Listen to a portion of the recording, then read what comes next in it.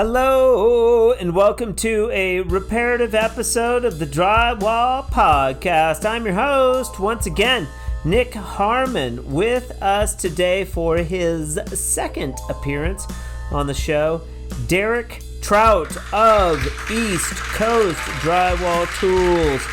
Derrick was on the show way back in June of 2023 on episode 53.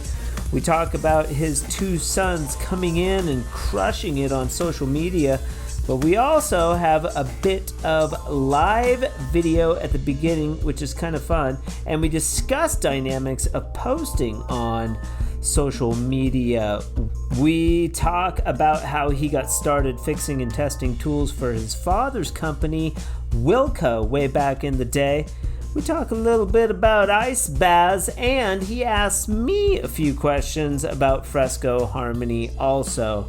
We also discuss the dynamics of East Coast Drywall Tools and how they fix tools, because some people may not even know what Will you encourage somebody, like if somebody calls you and they're like, Derrick, I got this like thing that's happening, would you be like, oh man, you just need a new gasket, we'll ship you one?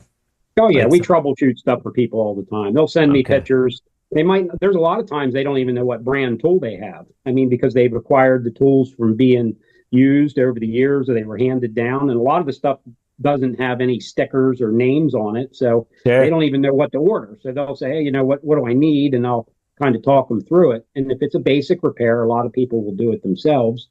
And I don't mind. I mean, I'll talk them through it, give them advice. I mean, it's not a problem, you know. We discuss the transition for people who are just learning the automatic tools and people who are already experienced. We cover it all in this episode and maybe a little more. It's all about East Coast Drywall Tools on today's episode. Huge shout out to those guys for sponsoring the Drywall Podcast in the month of September. If you are looking for automatic drywall tools or just need parts or service on your existing tools, East Coast Drywall Tools has you covered.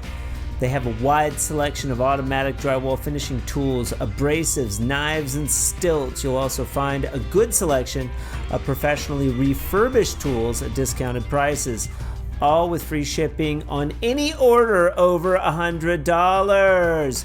Visit East Coast Drywall Tools for more information on repairs. I'm just going to throw this out there, but if you guys are looking for something to do in October, you may want to head across the pond to Swindon, England, and join me along with a bunch of other amazing, influential drywall badasses for the GWI and Paint Station UK Collaboration Trade Day. I call it a retail adventure. But we'll have demos from Fresco Harmony, Panel Ray, Adobe Spray Equipment, Flex Power Tools, Monarch Axis, and more. Also, we'll be introducing the Morph Sanding Solutions to the mix, along with our friends at Tape Tech, Asgard Tool, Super Prof Tools, and also here's the big one, the much needed and long awaited Harmony trowel from Comay. They'll be releasing this trowel for the first time at the event. I'd love to meet you, so come join the fun. Lastly, immediately following the England extravaganza, I'll be racing from Albuquerque to Dallas to take part in the Build Show Live. This expo takes place on October 16th, 17th, and 18th at the K. Bailey Hutchinson Convention Center in Dallas, Texas.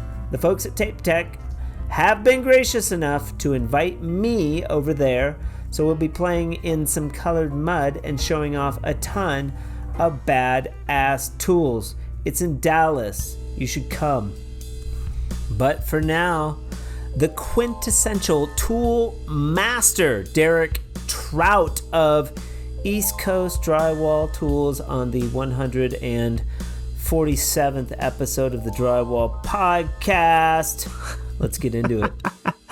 We're getting ready to go live with Derrick Trout. We're coming up on our 150th episode. I think that is going to be the Pearl of Wisdom. episode 150. But Derrick Trout is coming on. Let's say hi. There he is. Are you there? You still have that badass beard. Now I'm filming. We're live right now on Instagram on my phone. But we're also recording, I believe. Derrick, Trout.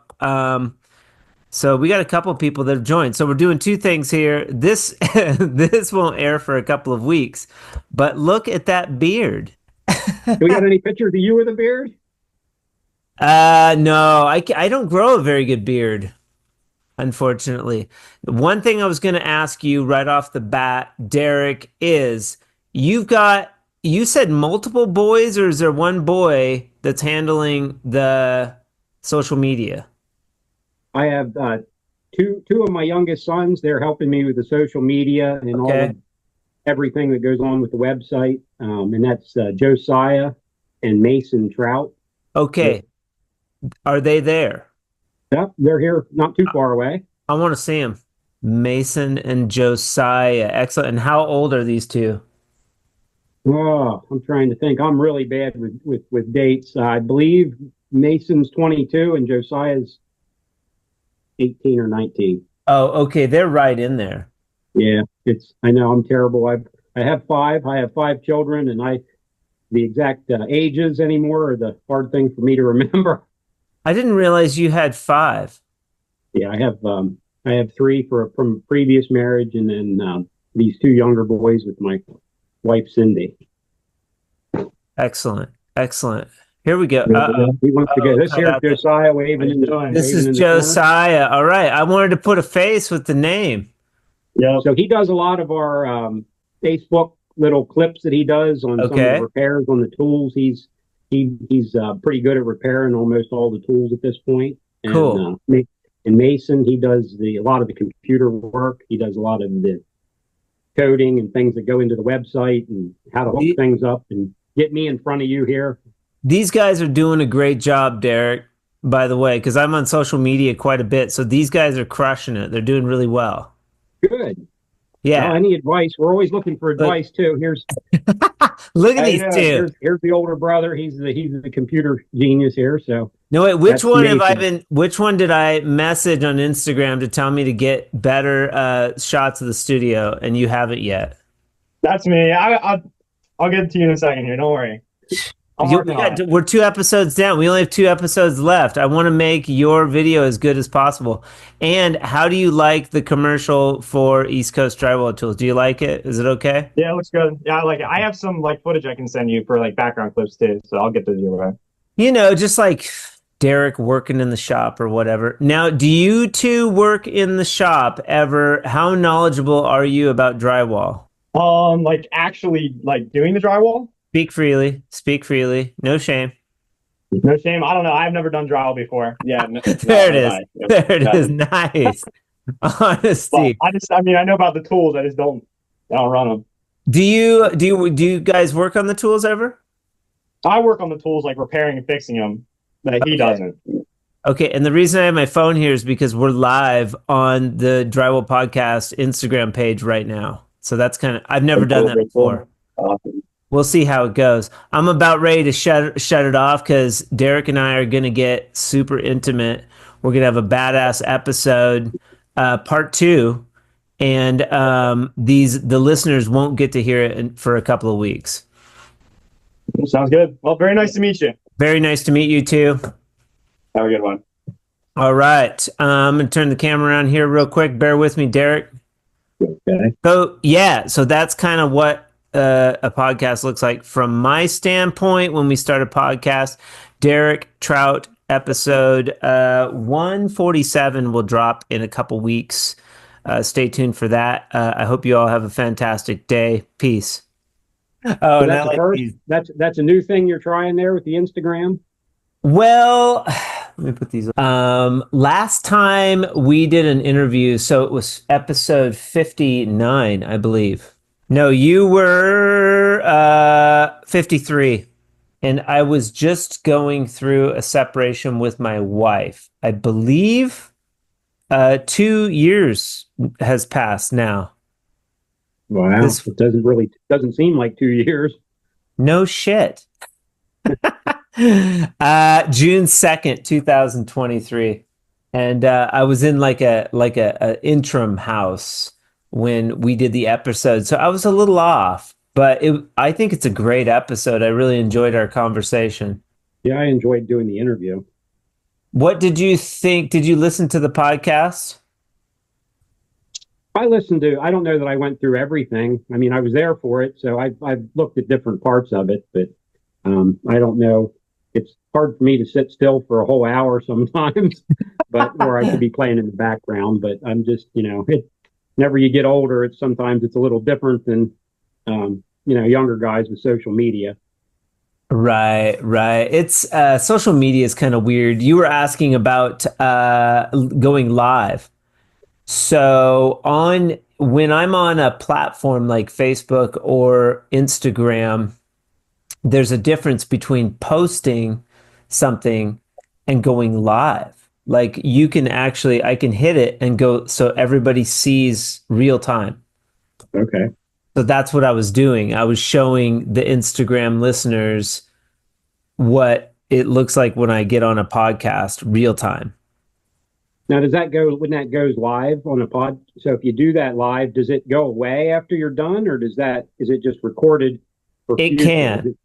I could delete it if I didn't like the way it went, but that one was fine. A couple people joined in, but then people can see that, and a lot of times a live will get more responses than because people kind of want to see something live. It's kind of cool.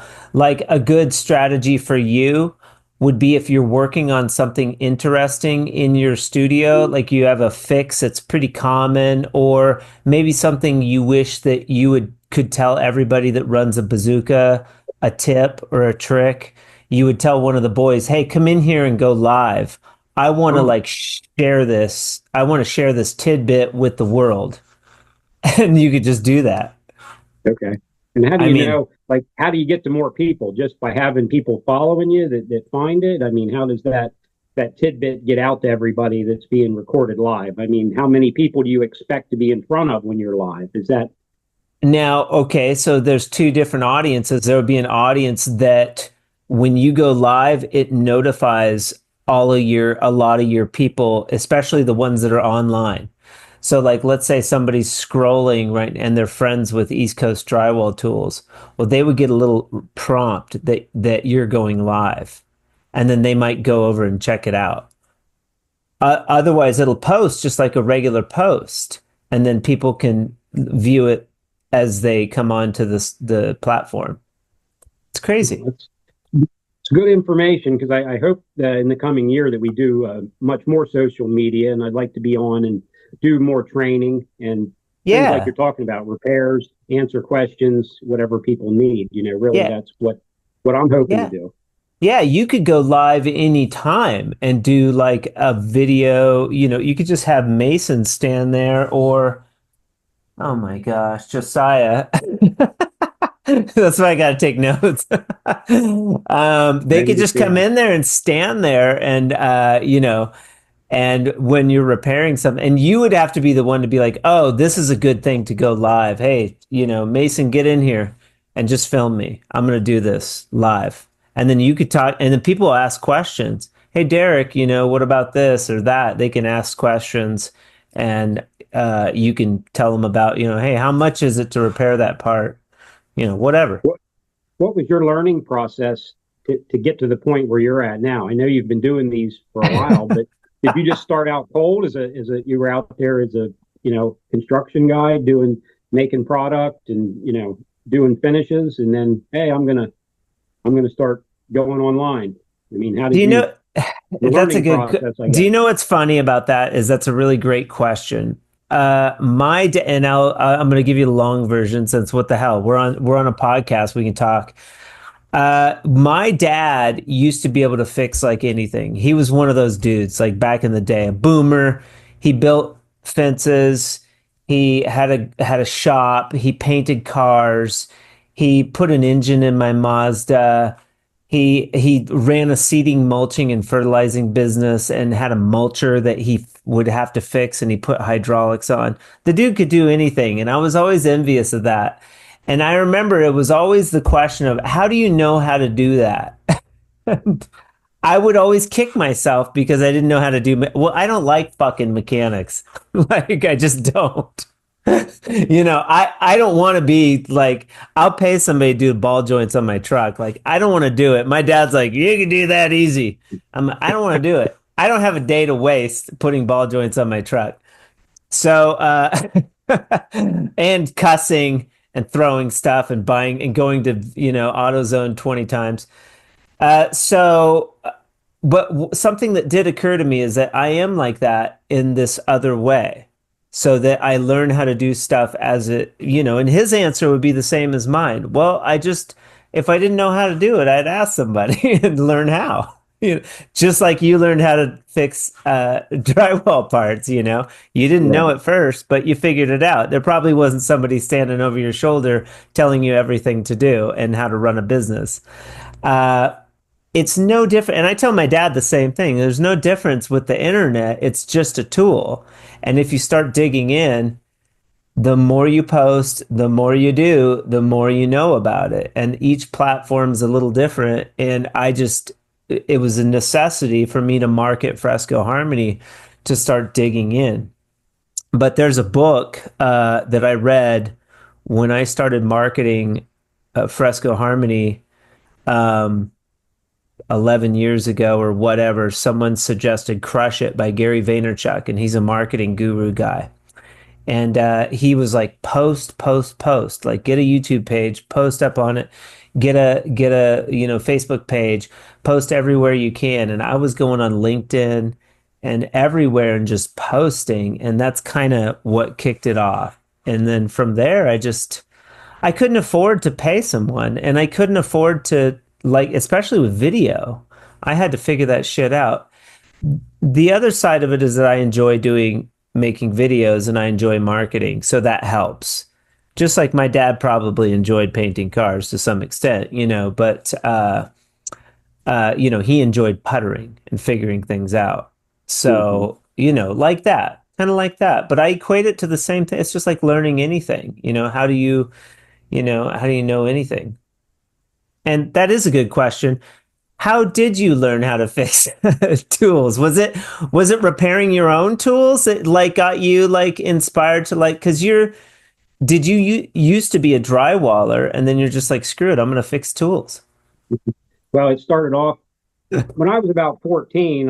I started working summers for my father, spreading mud, learning drywall trade. So, in previous, being that we grew up in that business, I mean, even when I was 8 or 10, I got the spot nails and go out to jobs and see how they were measured up and how, count the board and all that. So I kind of grew into it. My father, he started doing drywall for himself in his own business in about 1968. So, and I was 1984 till I came around and I was actually working for the company. So I had some good teachers at that point. And in the 60s, my dad was already renting the full set of automatic taping tools from Ames. Okay. So he was an early adapter. Right. Yeah. I mean, he was anything that was new, he had. I mean, it was like every time something new came out, he was very progressive as far as the tools to use in the trade. So at 14, I was learning how to run things. I wasn't necessarily operating the tools, but I was learning the hand finishes ends of it, and grabbing a hold of the tools when nobody was looking and putting them on the wall to try to see how they worked. Typical teenage boy, trying to get out there and get my hands dirty and make my mark. So that's how kind of we got started. And I'm going to say that was 84 when I started.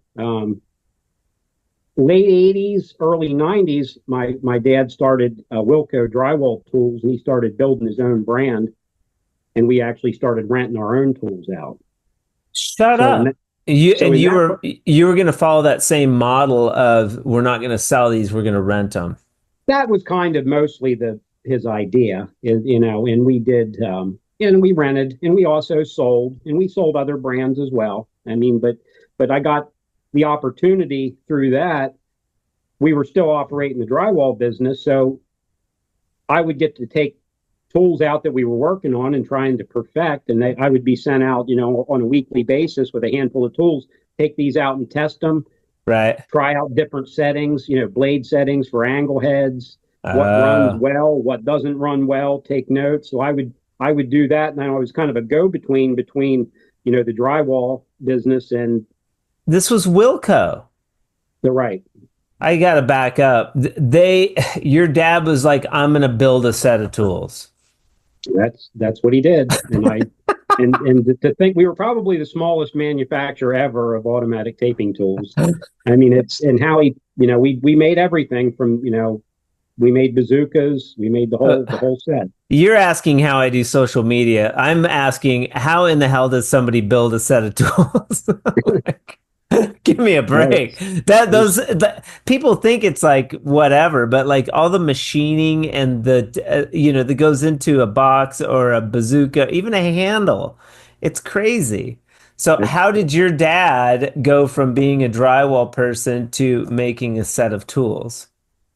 Well, he always had kind of interest in inventing things. I mean, he had been years before that, he had worked on different variations of sanding equipment. We manufactured, one of the first things we manufactured was a dustless drywall sander where it was not powered. The dust just came through the pole. And we still have some of those available today. That was one of his first ideas. And nothing like that was available back then. So beyond that, I guess he saw the Ames format or whatever, and he got, whenever you're renting tools, everybody understands the cost, and he just thought it was a good idea, and he wanted to do it, and he had ideas of his own for his own tools. A little bit of it I'm fuzzy on because I was pretty young and I didn't have available, the information wasn't there for me. Not everything was being shared with me before I was 20. It was a lot of things going on. It probably didn't occur to you too that my dad's making these tools. That's a unique thing in 1980. It's very rare. It was rare for somebody to make tools. I think he also possibly, at the same time, they bought several repair shop businesses on the East Coast that kind of went along. So they got an inventory of tools that they were renting. I think they were mainly Tape Master at that time. It would be the Tape Master before they were bought by Ames. And so they had the shops, they were doing a rental business. And then gradually we started to make parts for the tools and we started to add our own tools. And and that's it was kind of a slow progression. It wasn't just, wake up one day and have a complete set out there for everybody to use. It was we were buying tools and running rental companies before we actually manufactured everything. Okay. So your dad had a relationship with Sunil's dad. Oh, yes. Yep. Yeah. That's the connection. And I think that was probably the connection that I'm aware of. There's some other fellas that were involved before Sunil's dad, and I don't remember all the names off the top of my head, but Larry, he was a good guy, and we went way back with them. Yeah. So if you're listening, we interviewed Sunil of Drywall Master. Now it used to be Tape Master, and they sold to Ames. And but you came up on that program as well. You've come up a couple times. People know Aaron, and Aaron has suggested you a long time ago when I interviewed you. So you're pretty well known in the industry. Even before Instagram and social media and all this. That's pretty cool. That's unique. So you had a relationship with Tape Master back in the day, or your dad did. You're working on these tools. Tell me about Wilko. So Wilko was your line of tools. So maybe your dad was like renting tools for a little bit before Wilko came out. I'm having trouble following that timeline. It was together. I mean, it was happening together. So the company that we were renting tools through was, I think it was called I-81 Drywall and Masonry Supply. That was like that some of the stores that they had bought, they might even been called other things. There were, that was the one that we had here in close to Carlisle, Pennsylvania. I think there was a store in New Jersey and maybe one in Delaware.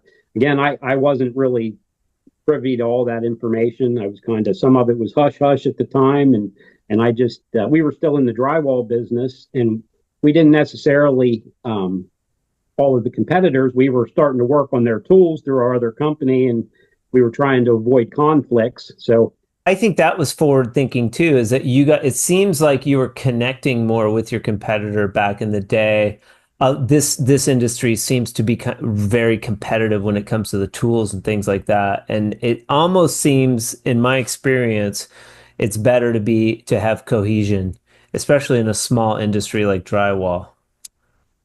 I think that's true. And there is a lot of competition between the brands out there. And they all bring something good to the table. I mean, it's, everybody, and I look at things a little bit different now than I did, when we were pushing our own brand a lot of times. You really are very narrow sighted. You're focusing on your own brand. You're the best, but there's, now I'm really kind of customer oriented. I'm out there to help the guys earn more money, take more money home to their families, get a better job. I mean, no matter what position they're in, because guys are coming from hand finishing to all different aspects of tool finishing, depending on the size of their operation. You have painters that are drywall guys. They're doing patchwork just so that they can paint their patch and get their customer a good product. Watch out for those guys if you're out there, man.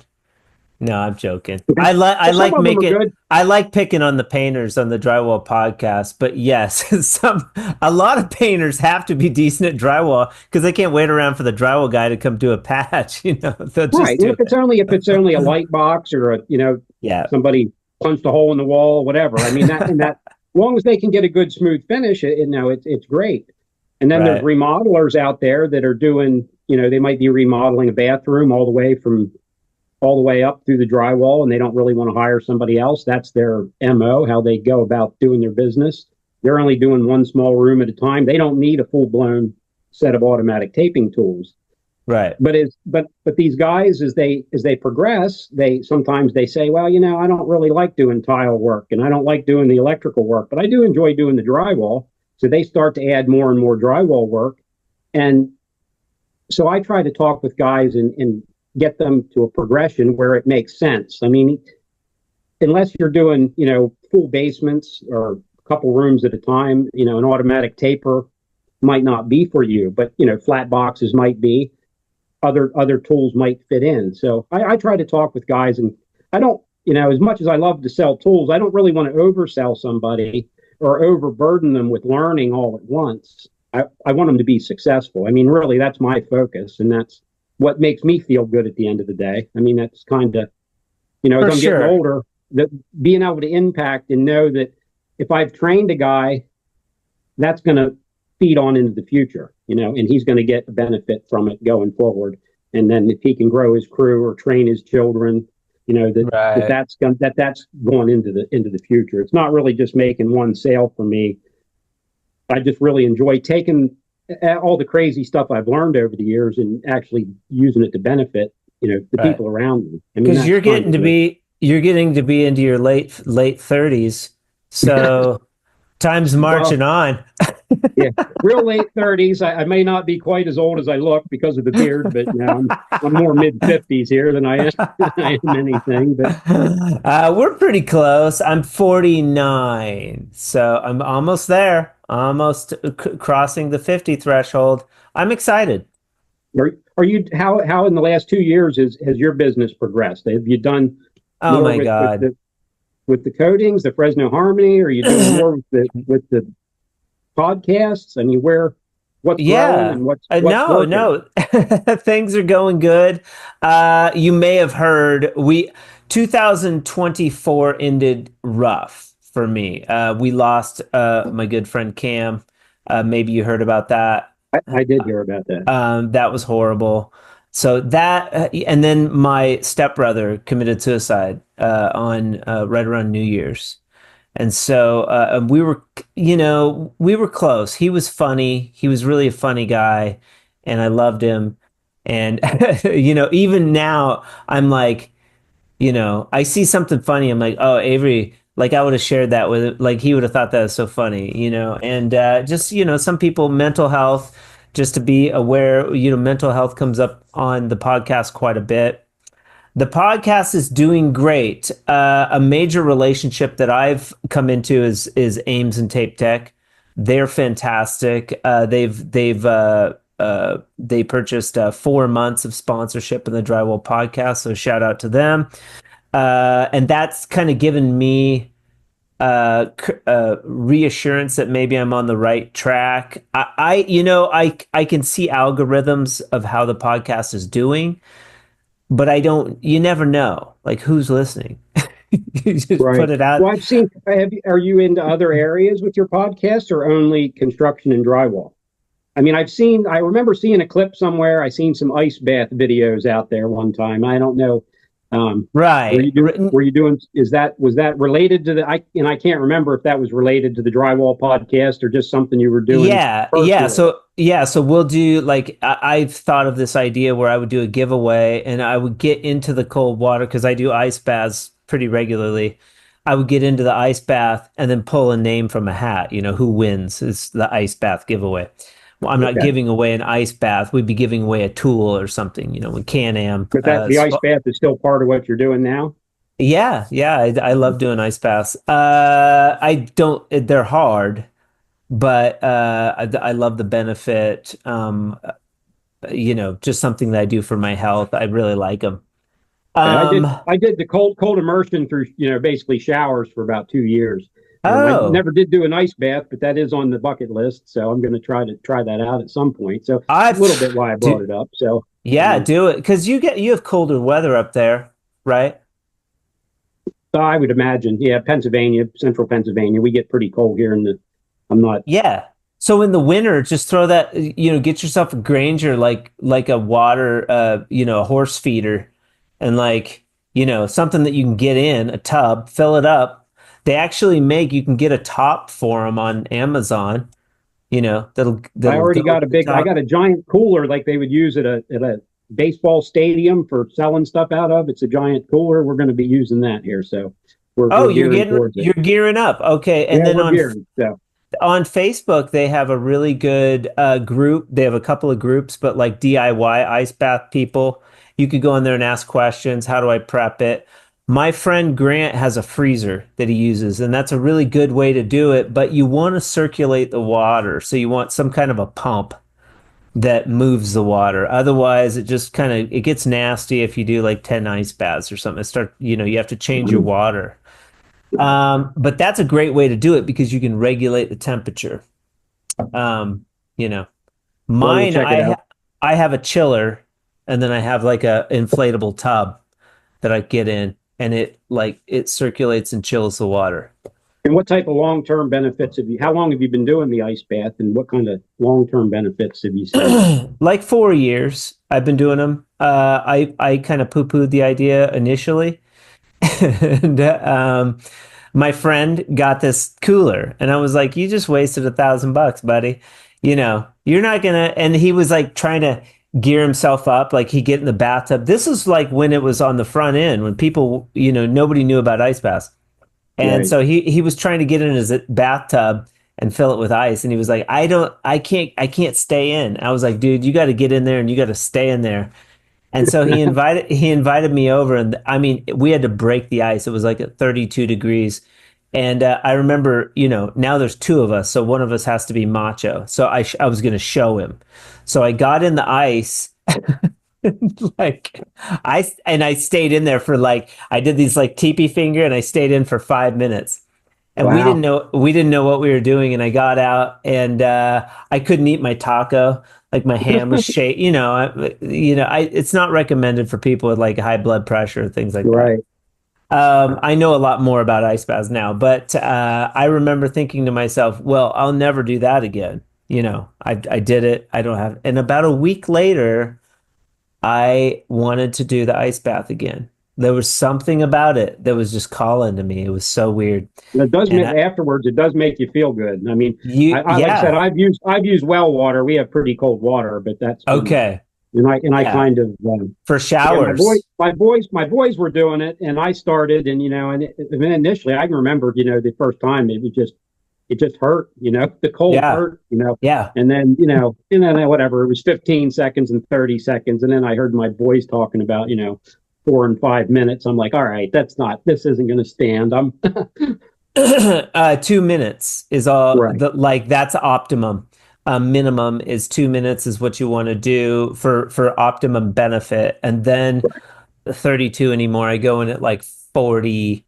I have it set at 40. So 40 to, which is still, you'll freeze your ass off. 40 to 43. Yeah. Like I don't have to kill myself. I if you go lower than that, I have to wear like neoprene booties because my feet freeze. I don't know that there's no real benefit. I mean, it's really, 2 minutes at 40 is probably, I mean, there's an optimum place where you don't have to torment yourself where you get a benefit from it, right? I do 4 to 5 minutes at 40 degrees. So it's still pretty good. Like I get out, my skin's red, and then I have a small warm up period, and that's where you burn brown fat. So you burn brown fat. It's a workout for your vascular system. Very good for your blood. All your vagus nerve, your vascular system. Really good for depression. It'll change your day immediately. It doesn't matter. Like you're thinking about something, you're worried about something, you get in that water, it just immediately goes away. And then of course the dopamine release. So there's a dopamine release. And sleep. I sleep when I do an ice bath, I sleep like a baby. Do you do that? Is your ice bath in the morning or is it in the evening? Does that change the sleep pattern? Whenever I can get in that damn thing.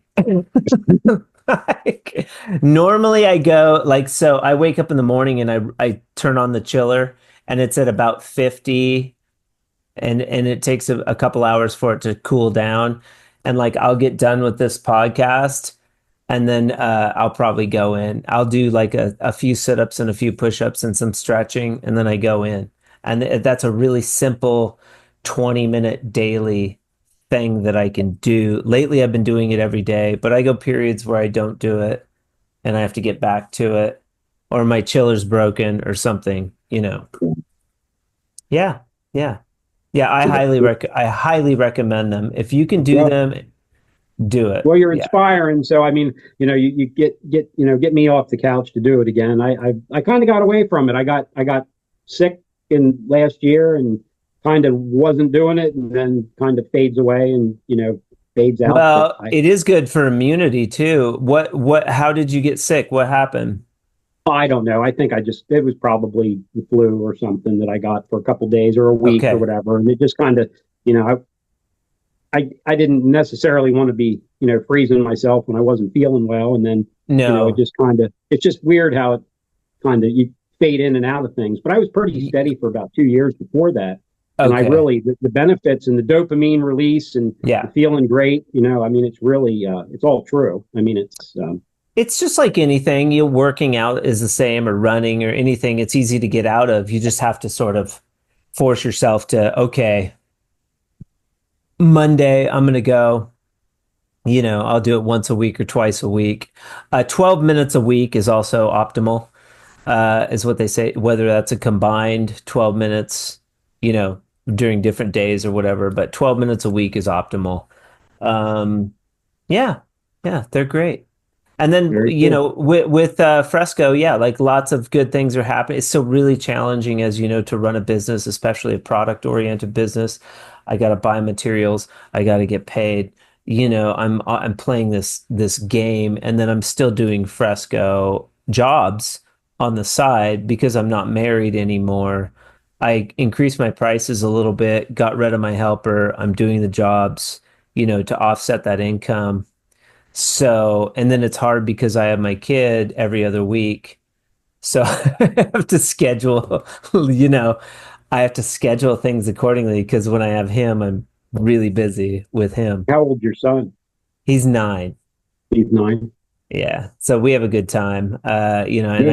I try to, I'm very kid oriented when I have him. So everything else falls to the side. It's like, you get a small window of time when they're little. Might as well Yeah. take advantage of it. May as well take advantage. So we are running a ad for East Coast Drywall Tools for the month of September on the Drywall Podcast. Thank you very much for sponsoring the podcast. We appreciate it. It's awesome. And I'm running this ad, and I'm like, okay, so East Coast, they sell tools, they refurbish tools. Let's say I've got a box that's broken. Is it really that beneficial for me to ship that tool all the way to you? Uh, I've got a couple questions. Though I'm going to ship my box to you. It's not running right. I don't know what the hell's going on. The gasket's broken. Who knows? I've been running the damn thing for 10 years. Are you going to ask me questions? Do you have like a questionnaire that I fill out? I ship the tool to you. Do I pay for that? There's a lot of questions in there. Like, let's take this one scenario.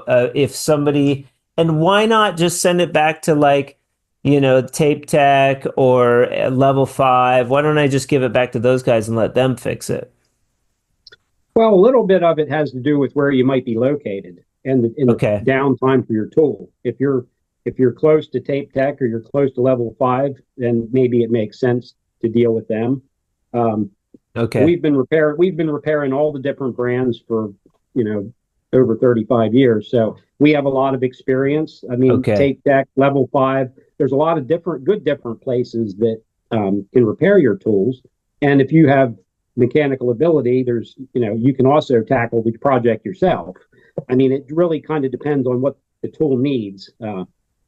Will you encourage somebody, like if somebody calls you and they're like, Derrick, I got this like thing that's happening, would you be like, oh man, you just need a new gasket, we'll ship you one? Oh yeah, Like, we troubleshoot stuff for people all the time. They'll send me okay. pictures. There's a lot of times they don't even know what brand tool they have. I mean, because they've acquired the tools from being used over the years or they were handed down. And a lot of the stuff doesn't have any stickers or names on it. So they Sure. don't even know what to order. So they'll say, hey, what do I need? And I'll kind of talk them through it. And if it's a basic repair, a lot of people will do it themselves. And I don't Okay. mind. I mean, I'll talk them through it, give them advice. I mean, it's not a problem. The two big Sure. ones, flat boxes they're fairly simple. There's a couple of things that can be tricky, but if a guy's comfortable working on it or he's worked on them in the past, we'll help him figure out what he needs to do. And if it doesn't work out for him, then he can always send it in. But flat boxes are fairly simple. Angle head setup, the blades can be a little difficult. I have Oh, special fixtures and things for those. So a lot of times right. guys will send those. And then I have guys that'll send me their angle head. They want me to put it back to factory settings. And then when they get it back, they have their own little special tweaks that they do from there. So they have their own Sure. little process. So it's the automatic taping machines, they can be a little bit more difficult. And Yeah. depending on the repair, I mean, if you're going to replace a broken cable, most people should know how to do that. Put a new blade in it. That is Yeah. basic maintenance that anybody operating it, you should learn it. Um, if you have, there's certain things, a lot of times with the drywall compounds and in constant moisture associated with drywall, you can get corrosion. So you can get busted off screws and things like that. You have a Uh, busted off screw in a head casting or something, then you kind of get into a little bit of machine shop work that might be outside the scope of what somebody else right. wants to tackle. So there's a lot of different circumstances, and I try to ask a lot of questions and find out where they're at, Yeah. and sometimes I can even help them get by with a makeshift repair till they get their part. I mean, a lot of times, well, the tools break whenever you're in the middle of your job. Unfortunately, Yeah. that's what happens. And if you don't have a backup set, which a lot of guys don't because they're not inexpensive, sometimes you need to get through or finish the job by hand. So it's those are the things. As far as shipping, typically you ship your tool into me, and you're going to pay to ship it in. I don't do any Okay. type of pre-labeled boxes or anything. Okay. We'll usually assess the tool. We only really repair things we see that are wrong with it. Sure. it seems overly expensive, or it seems to be like, hey, we're getting close to half of what a new one would cost, usually we'll give you a call and say, well, we'll let this up to you. Do you want to fix this tool, or do you think you should, buy another one? And, it just depends on where the person's at the time. I mean, it's still kind of like a vet. right. Do we put her down? Do we put her down, or do you want to pay pay to let her limp along a little while longer? And then sometimes I'll get tools in here, and it'll say it's had a rough life, and I'll say, well, we can do this. We can limp you through for a couple more months, and we'll do that. We won't do a full blown repair. We're getting you through until you buy a new one to replace it. I mean, and that happens as well. Because it makes me think of like maybe there's people out there that have a set of tools, or they're running, the box or the angle head breaks, or the something, and they put it aside, get a new tool. That tool has been like kicking around in their garage for 5 years. Send it into East Coast Drywalls and have them fix it, and you have an extra tool. Maybe it's $100, maybe it's $200, but it's still less than buying a new tool, and you have a backup if some, kind of like a music shop too. It makes me think of like, shops that fix musical instruments, like that sort of thing too. And sometimes guys will do that. They'll put it in the back burner. They'll put it aside. And they'll accumulate a whole pile of stuff. And every once in a while, they'll show up at my place and say, hey, what do you give me for all this stuff? I want some other tools, and, we'll work out a deal. So then I have tools that we'll repair the old stuff while if we don't have somebody else's tool to repair, we'll work on some of the old stuff and we'll refurbish it. And and a lot of times I'll get guys come into the shop and they'll be like, I'd like a set of tools, and it's cost prohibitive, and they might not have the best credit. They're having a hard time getting started, and they'll say, well, what do you got? I'll piece them together, a good use set. And that give me $200. We'll start with $200. I'll give you this set. We'll start with $200, and then give me a couple $100 a month. Well, every once in a while, we try to avoid those situations. I'd rather just sell them the used set and get them going. But once they have the tools and they have increased production, they start to earn more money. It's not long till they start adding tools. I mean, it's so the learning process always pays off, and that's So that's what we kind of like to do. Right. I mean, and what's your advice? It's a lot different now with the internet, because back whenever I was starting out, there was nobody really out there. Ames might have had a program in place where they were teaching guys, but most would go to a job site and you would learn whatever you were allowed to learn. And sometimes the guys that were operating the tools, they didn't want you to learn how to run them because that was their job security. So now we have like kind of the Wild West with the internet, where everybody can see a video of somebody doing drywall with tools, and it's good and bad, because there's a lot of good videos, but there's a lot of really odd things that people do that kind of grate against my soul, but I try to not. And I think you should make videos about that too. Like, you can make a video like, hey man, I just saw this thing where this dude is doing this. If you do this, it's going to ruin your tool over time. Like, you could be making these videos all the time. Just, you have a lot of knowledge and understanding of the tools. And I mean, Columbia does a pretty good job of that. Like, there's a couple videos where Aaron's like showing how they fix something, it's kind of cool. Yeah. Like, those are great videos. I think those are great because people that use the tools really want to see that content. And this is maybe for Mason and Josiah as well. Like, they can be more aware of like what Derrick's doing in the shop, and you guys can post more helpful videos for finishers. That's what we're hoping to do here in the near future. We're hoping to set up a little area where we can actually, do better social media type things, and and talk with guys. And I try to be laid back about it too. I see on, a lot of the Facebook posts and things that are guys get brutal out there with each other. They're assholes. They're well, that's one way of putting it. But and I try not to be that way. I might have told this story before, but whenever I was younger, I'd be working in the shop here, and a guy would come through the door and he'd be covered head to toe in mud, and I'd ask him, you guys run banjos? And he'd be like, yeah, how do you know? And I'm like, I just was guessing, and I was kind of entertaining myself, because I never ran a banjo. Okay, so we were right in. Like I said, my dad was running the automatic tapers in the '60s. So Right. until I came in, we never touched banjos.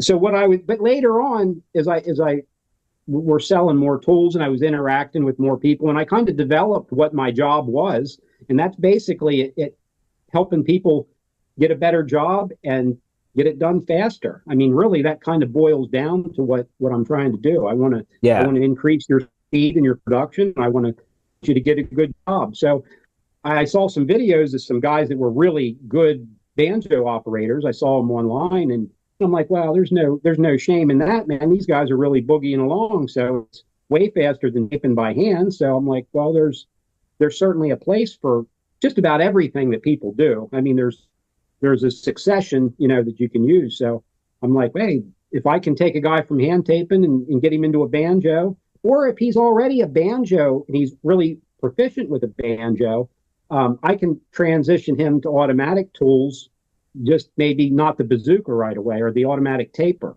You get him hooked on those Can-Am tools. That's the gateway drug. Yep. Well, Can-Am, that's a great way. I mean, they have nice stuff and they've been around. I mean, that type of tool has been around since the 70s, and it was more popular in Canada than it was here in the US until a lot of this internet stuff started going on. Because early on, the Ames brothers, when they came out with their tools, that's they really had the US market, and some of the other type of heads and other things that were out there just weren't as popular. And I think they had the means to get out there and to market the tools and to teach people. And so I wouldn't see quite as many of the Can-Am style tools, but it's great. And I do a mix of that, the semi-automatic tools and the automatic tools. Okay. It's like I said, I just try to get guys progressively to where they want to be, and it's a little bit individualized, but if a guy comes in and he says, I want a set of tools, I want everything, the best of everything, that's, I kind of still try to talk through them and make sure they understand what they're getting into, but I'm very successful talking people through the learning process. I mean, if somebody gives me a call, typically, and they're having a problem, usually we can get to the bottom of it, even in the learning process. So. That's good intel. Or if they're like, I hate drywall, I just won the lottery, I'm going to sell this bullshit tools. They take them to you and you buy them. A lot of times. They can always do better.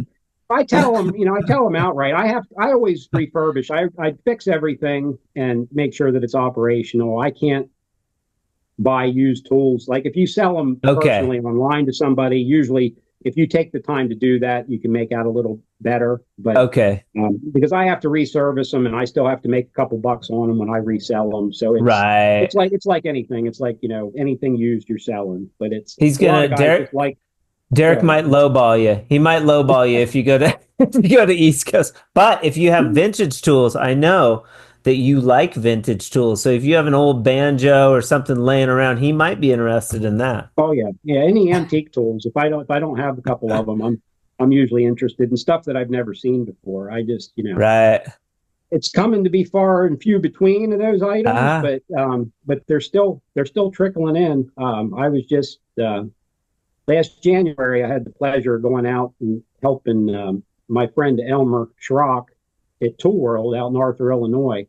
He ran a business like ours for about 55 years, and unfortunately, he's passed away since. But he was 85, and he had a lot of experimental stuff laying around his shop, and interesting things. So I was able to acquire a bunch of that, and I found a automatic taper head, and I have no idea who made the thing, and so it's still a mystery to me. So I have to contact a couple guys in the industry. And do you have it?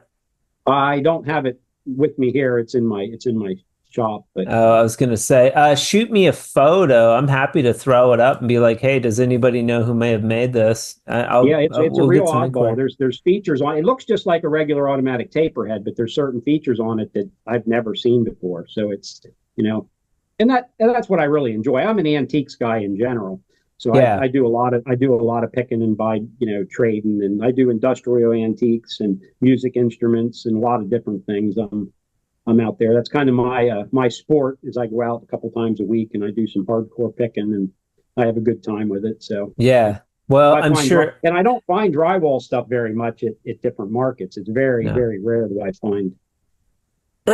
Elmer would have been really happy that you took those that you got those. Oh, he was the sweetest guy ever. I mean, he really Mhm. he had him and his brothers had what was called Versatool back in the 60s and 70s, which was an air automated system. And I think I seen you flashing some pictures of me showing you some of the things the last time. But he manufactured he also manufactured precision taping tools. He had the flat boxes, angle heads, automatic tapers. They were also a small manufacturer, and they did that, for a long time. I was surprised. It was a little bit interesting when I was out at his place. I'm looking at these big machines in his warehouse, and I'm thinking, what are these things? I could tell they were some type of metal forming tools. And then finally I asked his brother-in-law, and he said, well, they were making corner beads. They were actually machines for making metal corner beads back in the day. So he was actually producing his own, buying roll stock and producing his own metal corner beads, which was amazing That's to awesome. me. I mean, other people might not get a kick out of it, but I'm thinking, man, this guy was into everything. That's pretty cool. Yeah, he was, and just a super friendly guy. I mean, I just always enjoyed talking to him. My dad dealt with him, for 30 years, and they would horse trade back and forth. But there's a lot of cool people in the industry, and there's a lot of, I like to share with people. There's a lot of ways you can do business within the industry. I mean, you can start out, doing taping and hanging, and end up doing podcasts. I mean, it's really, there's just so many things that you can branch out into. Yeah, I mean, this was like out of necessity for marketing, but it just it's true. You never know, and two, to be exploring all the time, sort of exploring different options. You don't know what you might like. I had a camcorder when I was little. We were just visiting my family in Washington, and my sister had put our tapes onto DVD, and we were watching these old tapes of like Christmas. And my brother passed away in '91, and I was like, all of this footage that I took, so I had sort of a bent on videoing and videography when I was young, and I still do it to this day. You never know. You never know what you're going to find if you don't look.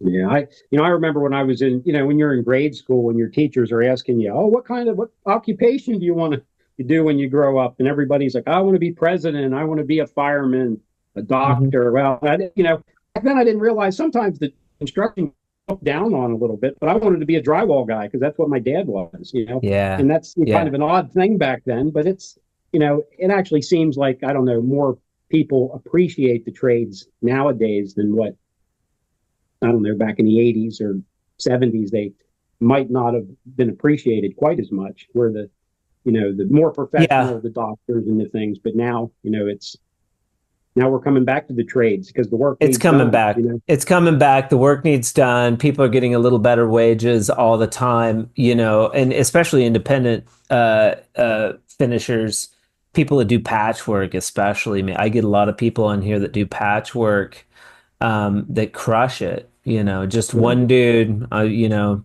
700, 800, $1,000 for a patch. I can go and knock it out in 2 days. Really simple, and people need it done, and nothing's cheap anymore. And so why not? I mean, I don't go out. I'm tempted to go out and, do some of that work even now, just because I enjoyed it. And, and it's a good living, That's one of the things that, along with the teaching, I try to share things just about business in general, even with some of my younger customers, if I get the opportunity, and also keep your mind open. I think you know Myron Ferguson. Is he been on your podcast? Uh-huh. Yeah, I mean, I've known Myron for years, and he's I would say a humble drywall guy. He's one of the nicest guys you ever met too. He's so nice. But he goes, he's making a living. He decided that drywall was going to be his trade, but then he was an inventor. He did, wrote books. I mean, probably the most popular drywall instruction manual ever made with Fine Home Building magazine. It's been multiple revisions, sold in Home Depot and Lowe's. I mean, he doesn't do everything the way I would. And some of the stuff is like, why would you do it like that, Myron? But he's doing a good job and he's getting good results. He doesn't, I don't do everything like he would do. but it's solid, honest work, and he's not he never was static. Like wasn't just getting up and doing drywall. He had other things going on. He learned, a lot of different things, and that's the way I try to, encourage anybody to be, So that's, going, Yeah. And if you're listening, two things. You got to catch my interview with Derrick, episode 53, 2 years ago. And then also my Myron Ferguson, and this one's for you too. That episode is one of my favorites. Like, I've talked to Myron, and quite honestly, I thought it would be a boring episode, but it's so good. And he's such a good interview. And we talk about his book. He sold 500,000 copies. That book put his kids through college. That's amazing. Yeah. Stupid book about drywall. And he went to the JLC show, and he's like, he got all this attention.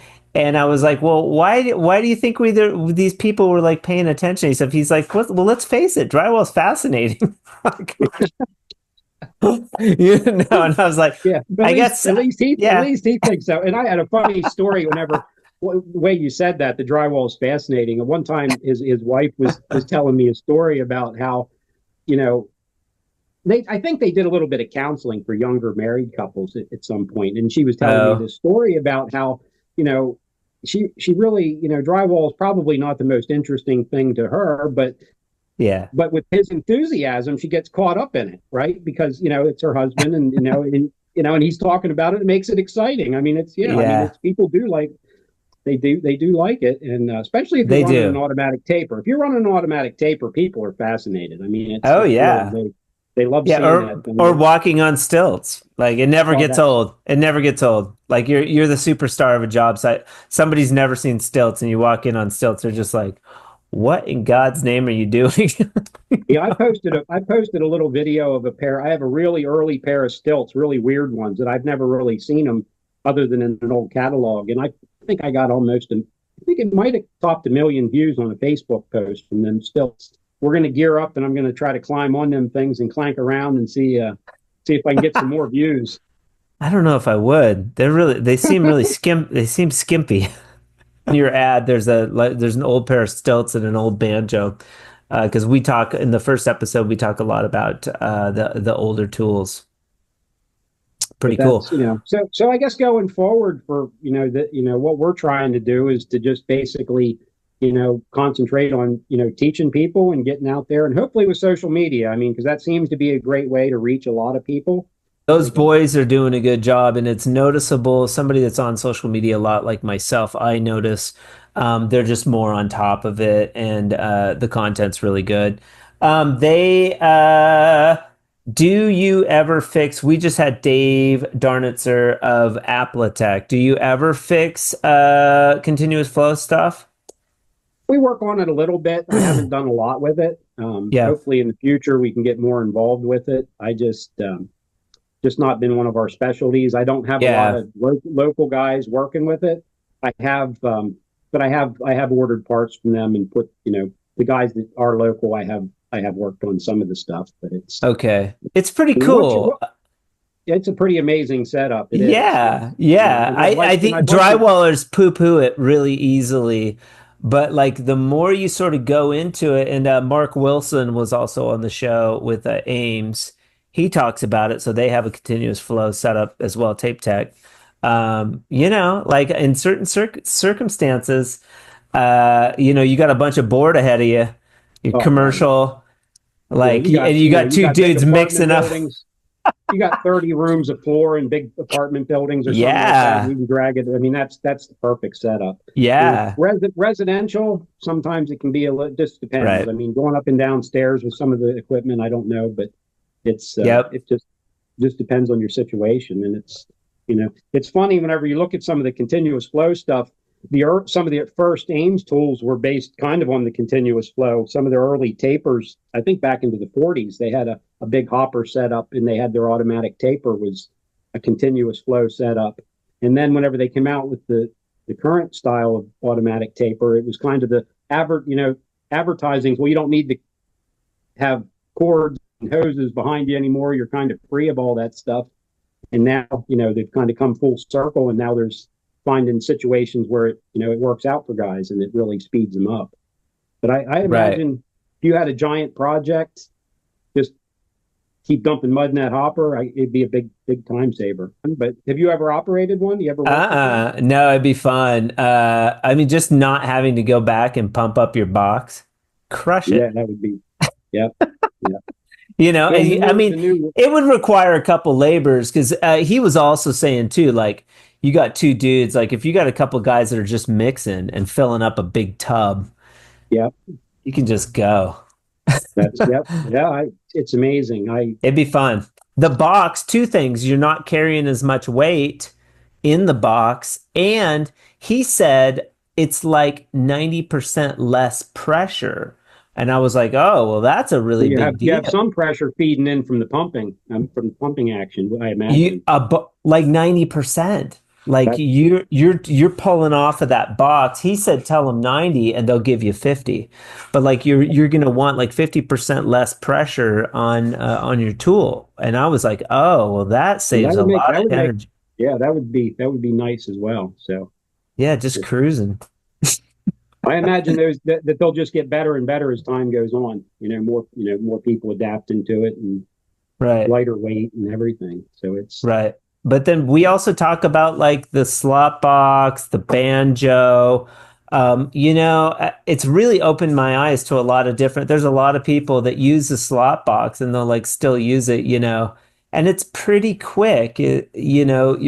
And now, whenever you say a slot box, how is that you're referring to? Is that like a homemade, hand-built one, or like the Columbia Super Taper style? I mean, there's a couple different ones out there that are kind of based on that, where they're actually putting tape into a bag and then just sticking it fast to the ceiling. Is that? Yeah, I think the Super Taper's part of it. Like you reel it through one of those, but you put it into a shit box. Right. Yeah, well, I actually have, some Amish customers that hand built their own Super Taper type devices that they do their mud, and that's the way.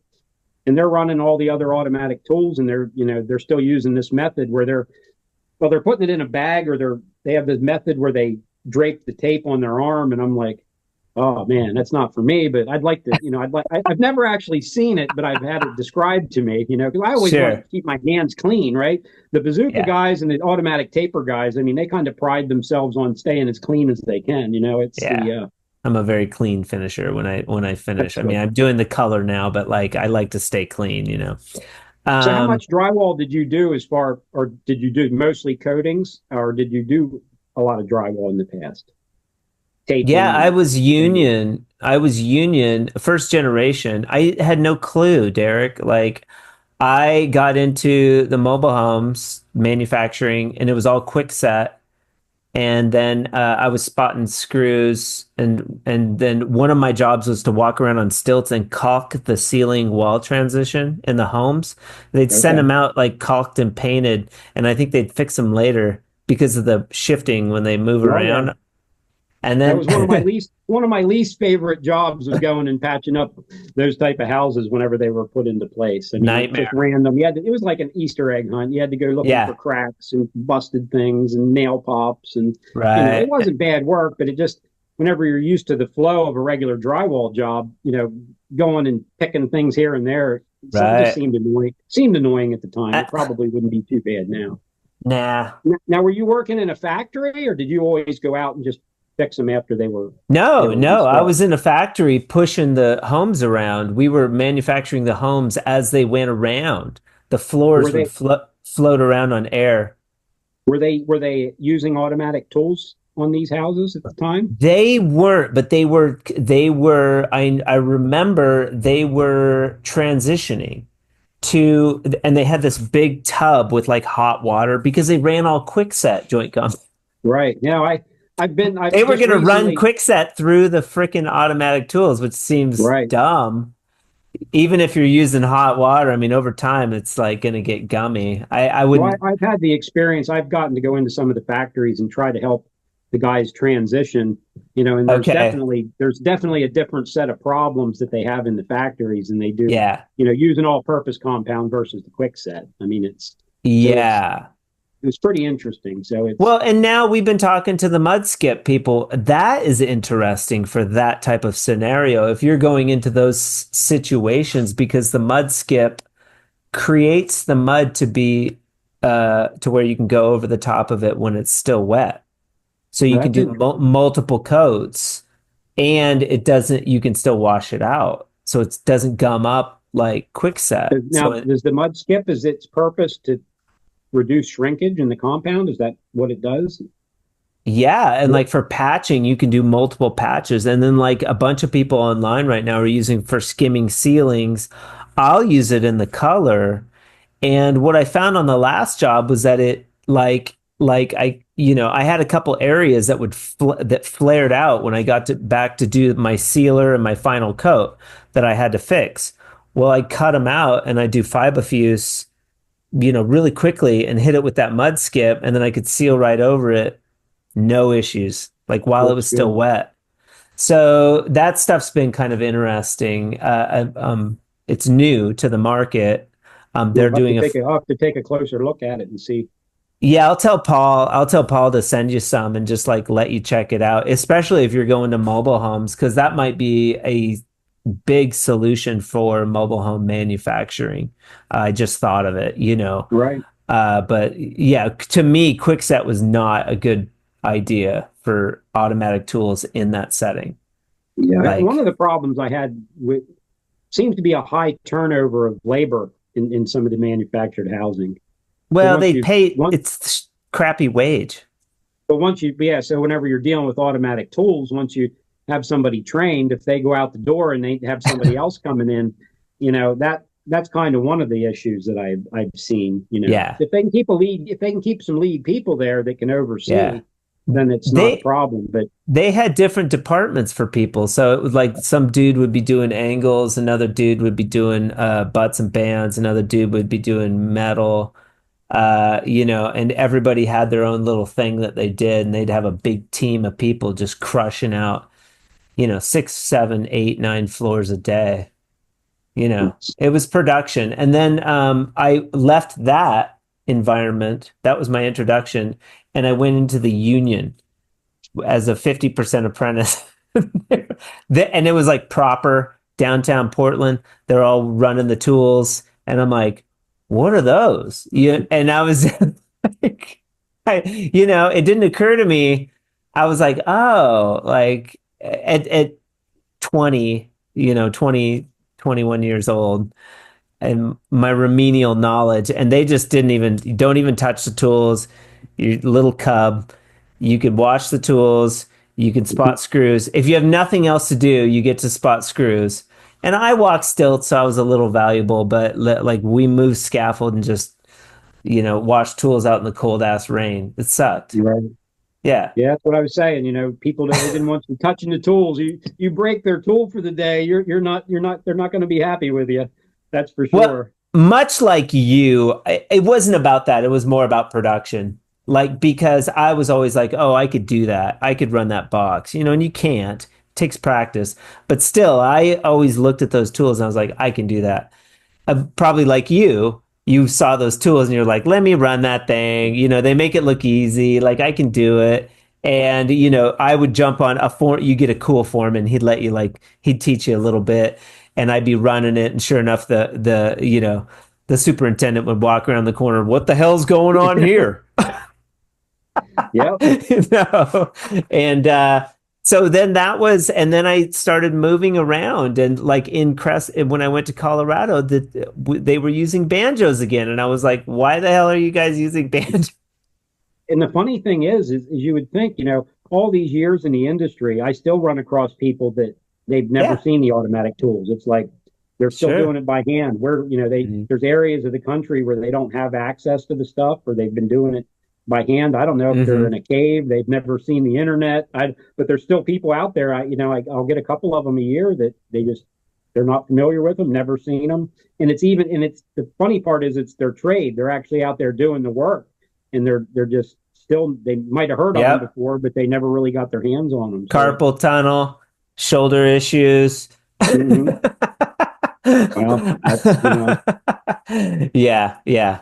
heavy drinking problems. Well, there's a We've stereotype out there, and it's, it doesn't always yeah. apply, but sometimes it does. I mean, it's, Nah, you no, know, I mean, you get it sometimes. You know what we talk about too? I've actually interviewed people on the podcast over the last 3 years that have gotten sober in the span that I've been on the podcast. They've gotten sober. I follow them on social media. They've cleaned up. Not everybody is a crackhead that does drywall. That's a misconception. Um, you know, the gamut of right. things. Yeah. Yeah. Well, that's good. Good if they get on the straight and narrow. Well, at least, not as much. Maybe don't do as much. If I've got a tool I want fixed, I want to inquire about East Coast Drywall Tools. Is the website the best way? The best way for my boys. I mean, for me, it's Sure. a phone call. I mean, Okay. there's a note you can send. You can send an email if you have some questions. A lot of times, if I'm troubleshooting something or you want parts or to repair something, it's best to talk with us. Okay. But if you know what you need, the website's fine. Okay. And that's if you don't find, East. and if you don't find, not all the parts for all the tools are listed on the website yet, but Okay. we do typically have most things in stock. I mean, I think there's several hundred parts on an automatic taper, and when you compound that between all the brands, it's a lot of little pieces and parts and screws and things like that. So Okay. if So it's not, maybe if they're having trouble finding a if tool. they're right, yes. Okay. All right. And And then that's I have schematics and lists available to help. A lot of times, they're just kind of describing a part on the side of a machine, and it might be hard to figure out. But I do also have schematics and things like that I can help guys with to figure out what they need. And if they have an older tool, there might not even be a new. Might be hard to find an older part that might have been phased out or whatever. Oh, So right. That's a it's good point. not And everything's the same. if they're like me, I get really attached to my tools. I know there's probably people out there with these like old broken in tools that they just love, and they maybe want to just refurbish them, and kind of give them an update. No matter what the cost, it's their baby. They've had it for 20 Right. years. That's probably an ideal scenario for East Coast. I have a lot of historical parts that aren't manufactured anymore. I have a junkyard of old tools where we can pull parts off of if you just Cool. need a couple things to get you by. Sometimes we help guys out with that as well. Cool. What's the phone number, if you don't mind? 1-800-223-4854. And then what's the best email? info@eastcoastdrywall.com. Okay.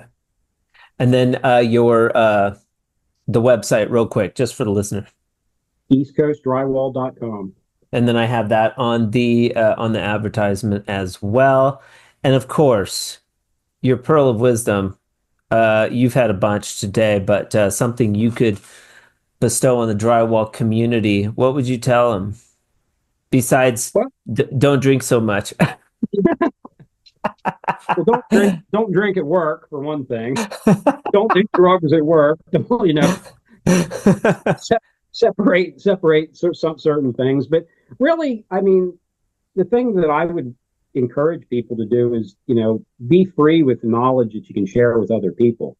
I mean, sometimes Yeah. you don't want, a lot of times there's this thing where you don't want to teach somebody something because you think it's going to come back to bite you, or they're going to take your work. And it might happen sometimes, but mostly, I've known that if you share the knowledge, help the next guy coming up, help the young guy, help them. I've helped people learn how to rebuild tools. I've answered questions for people that became my competitors. It's okay. I mean, I've not starved to death. I've not run out of money. I've not run out of work. It's still there. Usually, if you pay it forward, it usually keeps coming back to you. So that's probably the best thing, that I can. And also expand your knowledge base. I mean, just because you're a taper today doesn't mean that can't translate into a teacher or somebody else tomorrow. I mean, there's so many different aspects, in Love it. just even in this one trade. And it's universal for every trade too. I mean, you can never know anything, and also be open to learn from other people as well. Well, it's a unique, interesting knowledge base. If for whatever reason, if Fresco failed and I would probably call around and get a marketing job with one of these places. I would, right. You know what I mean? I would be valuable because I have a knowledge base of the tools and the trade.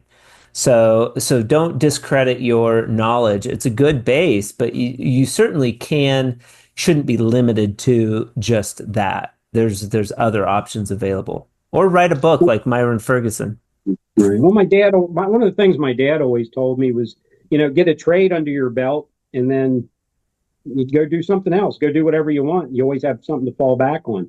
And that's, stability for you personally and for your family. I mean, that's really what you're trying to negotiate through this life and earn a living. Stability is one of the things that you're really trying to achieve. So that's true. A good true. Place to start. It's, just basic. But yeah, my dad was, he was not happy when I left the union. I just left and moved. I've been there like a year and a half, and I moved down to Bisbee, Arizona. I went from making like 18 an hour full benefits to making 8 cents a square foot in Arizona. And I was learning, and I could take that knowledge, that base knowledge, and I could go anywhere in the country with it, even at that point, So that's, it was valuable. It really works out well. It's just it's a nice thing to have. And you can pick what you like. If you get stuck on something, you'll always have something to fall back on. I mean, learning's the fun part. Never stop learning. Don't get boxed in, And that's part of what, even with like the antiques trade that I like to do. That's the fascination for me, is I'm out looking at stuff I've never seen before. If I come across a tool or something I've never seen before at this point, I get excited about it. I mean, it's like, what is this? And I used to have a lot of old timers that I'd put a little pile together of things that I would find and wait till they would show up at my door, and I'd bring them over. Hey, what are these things? I've never seen them before. I can't find any information about them, and that's how I would learn a lot of things. So it's that's awesome. Never stop learning, never stop growing. I mean, that's kind of the best thing, I guess. Derrick, Trout, East Coast Drywall Tools on the 147th episode of the Drywall Podcast, and sponsor of the Drywall Podcast in the month of September. Thank you, sir. And thanks for coming on again. Our last interview was good. This one might have been better. Just speaking plainly, this was good. I enjoyed it. It's always good talking with you. And I learned something as well. I mean, that's, it's pretty interesting. I mean, I'm always looking as a business person, I'm looking at everybody I interact with. Wow, they do a good job at what their trade is and what they're doing. What can you take from that? And that makes it fun too. This podcast was a stroke of luck, but just getting to connect with people the way we just connected again. I'd love to meet you in person. That would be fun sometime. Do you ever go to the shows, like the AWCI show and that sort of thing? I occasionally I have. I used to set up at them about 25 years ago, but okay. A couple of years ago, I was one in Washington, down towards Washington D.C. It was not too far. I could drive. I've been wanting to make out to Vegas when they have the big show out in Vegas, because I hear that it's larger than what some of the other shows are. So, yeah, I'm planning on here in the future if I get a chance. Okay. I mean, COVID kind of messed things up. I was gonna go out to Vegas, and that kind of threw a monkey wrench into it for a couple of years. But I'll probably be popping into them here at some point. Well, it'd be great to meet you in person, and if you go to one, that we should have dinner or hang out a little bit at the very least, and bring those boys. That'd be perfect. All right, sir. They're gonna have to run the shop while I get away, though. That's part of the plan here. Oh, there you go. In charge so I can get away a little bit. It's fine. Thank you so much for your time today. We will talk soon. I'll be in touch with Mason and Josiah, and this was great, man. Appreciate it. All right, thanks for having me. All right, you have a good day. Bye. Yeah, take care. Monster shout out to Derrick Trout for being with us on the Drywall Podcast once again. Also, thank you so much for your support by sponsoring the Drywall Podcast in the month of September. We appreciate you. Hopefully, these episodes and this episode in particular brings people awareness to what you guys do over there. I think it's cool, and I'm proud to know you. Hopefully, after the information that we have just distilled from Derrick, you will know this, but East Coast Drywall has been around for over 35 years, and they've been servicing automatic tools, replacing most major parts on brands such as Drywall Master Tape Tech, Level 5, Columbia Blue Line, and Tape Pro.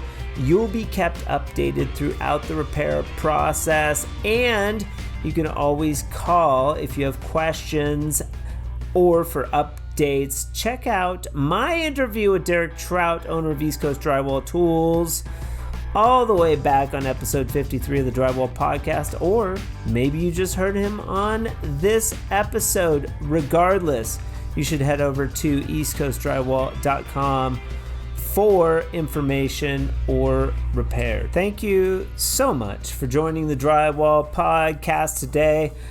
I sincerely appreciate it. I hope you got some value out of this episode. Join us next Friday as we have Robbie Worrell, a kind of a big deal in the drywall industry. He is the head of Tape Tech, and we have an amazing near 2-hour conversation. It's very good. He's super knowledgeable. He has a lot of energy. I know you're going to like it. But until then, I hope you all have a fantastic weekend or week. And remember, keep drywalling.